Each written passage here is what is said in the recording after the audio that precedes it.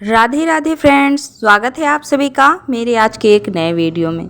तो फ्रेंड्स, आज के वीडियो में आपको रक्षाबंधन की कहानी देखने को मिलेगी, जिसमें भगवान श्री कृष्ण स्वयं एक बहन के भाई बनकर आए।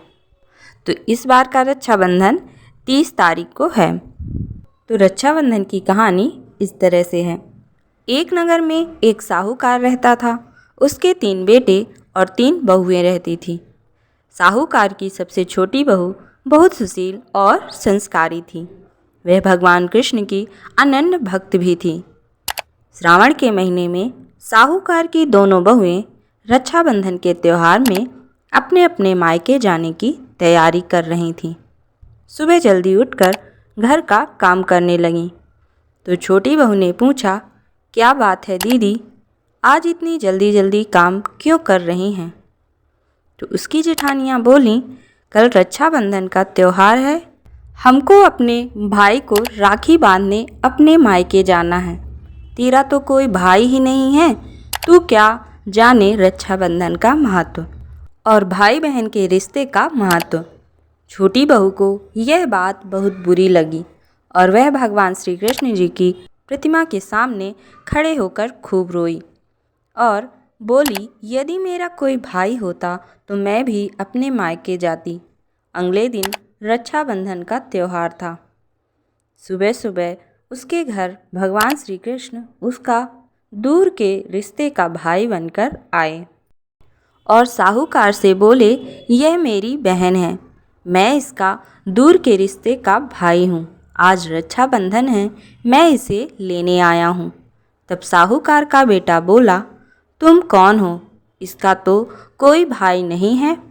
उसके समझाने पर साहूकार और उसका बेटा बहू को भेजने को तैयार हो गए।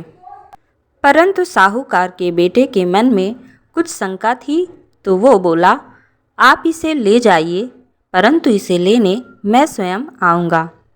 ऐसा कहकर उन्होंने छोटी बहू को उसके साथ रवाना किया।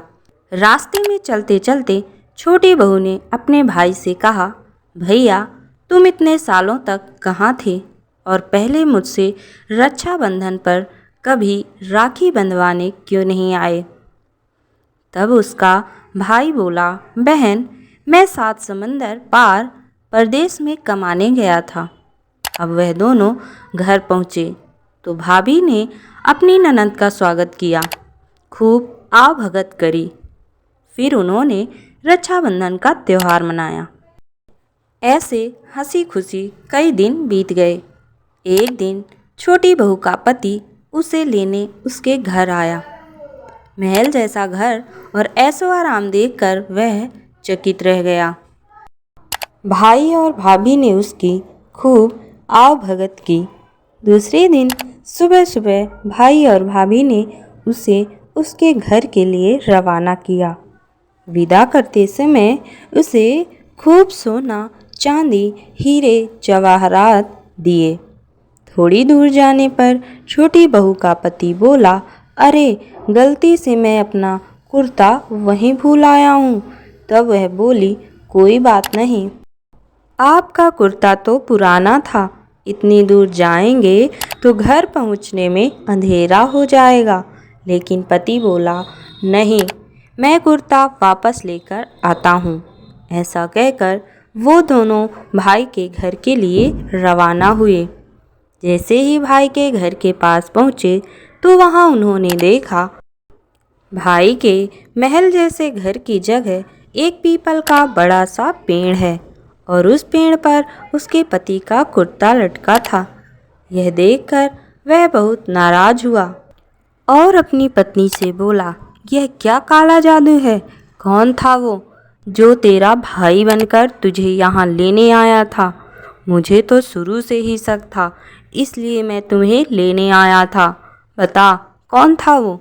ऐसा कहकर वह छोटी बहू को मारने लगा। इतने में तेज प्रकाश के साथ भगवान श्री कृष्ण वहाँ स्वयं प्रकट हुए और बोले, मत मारो इसे, यह मेरी बहन है।